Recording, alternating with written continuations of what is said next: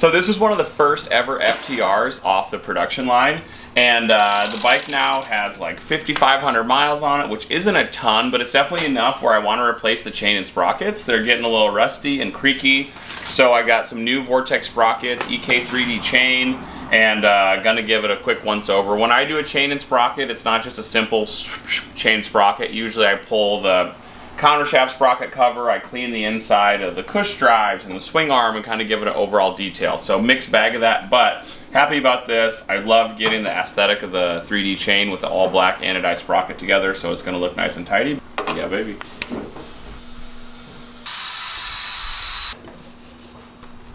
I don't have anything right now. Are you looking for snacks? Here you go, buddy.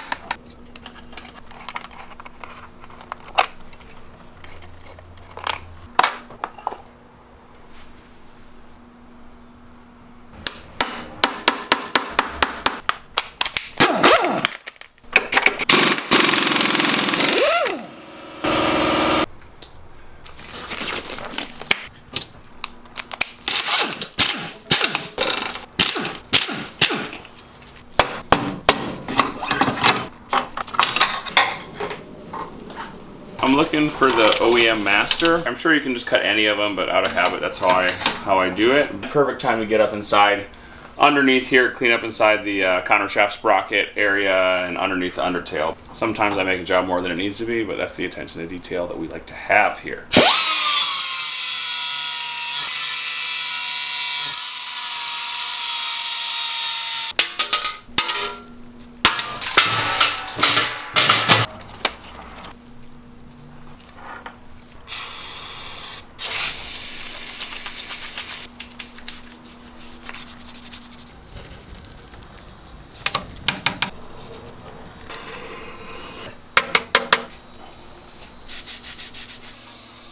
So sometimes chain grease, especially the first batch, can be almost impossible to get off. Brake cleaner works good, but it evaporates so quick. This is absolutely incredible for cleaning the front side of the counter shaft sprockets. This is CRC Citrus Degreaser. Sprayed it all up in here, let it sit, and honestly, all of it just wipes off. Scraping was almost a waste of time. Magic product.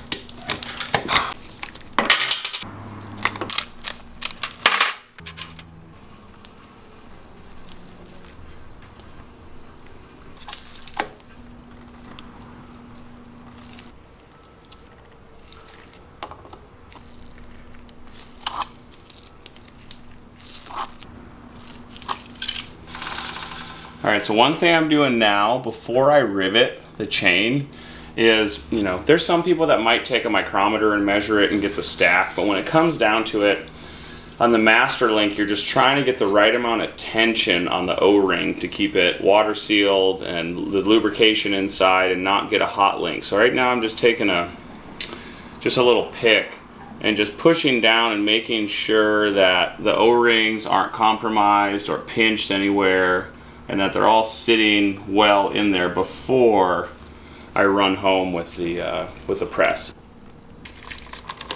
So when I'm setting the chain tension, I have a tension that I like to get them to depending on how much swing arm angle the bike has. I run into variances sometimes with different axle blocks and swing arms. So I just take one of these little slide adjusters and then I measure it and then I mirror it and bring it to the other side until that matches perfectly. Because you can do it by eye, you can run a laser line down there, but it's just something that I keep in the toolbox to do when I'm doing wheel changes to get a nice straight chain alignment.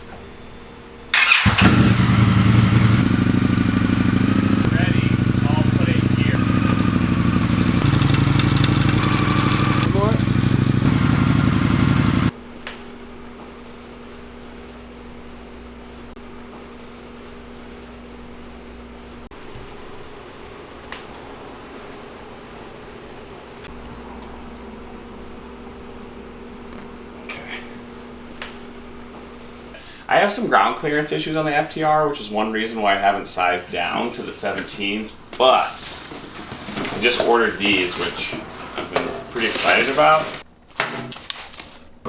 These are the Indian Giles rear set, which are adjustable, super tidy, beautiful. I was expecting this to come in flat pack and have to assemble every bit. The rear set's to come assembled like this, so you just pop off the master and the shift shaft and put it on. It's a 20-minute job. This is awesome.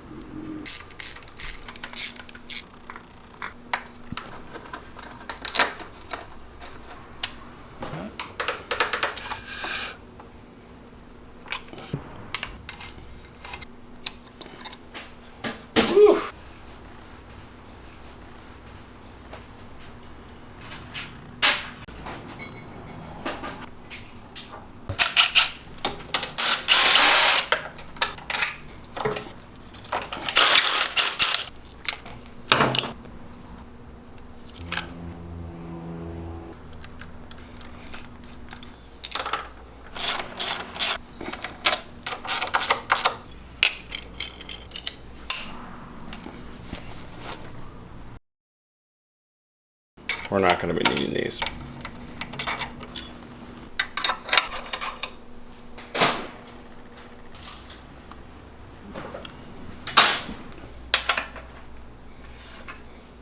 So this maybe isn't a necessary mod, but I'm at the point now when this is almost a full carbon body FTR.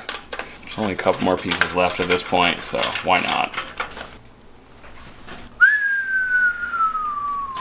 It's gonna look great.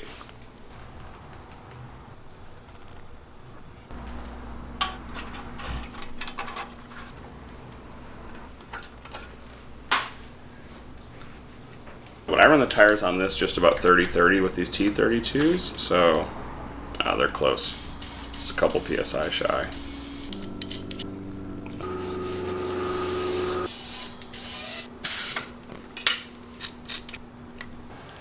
It always feels good when you can mark a whole list finished because then the bike no longer needs it, which is awesome. But FTR got some love today. I ride this thing all the time, daily go-getter between the groceries and the gym, so happy this thing got a little bit of love.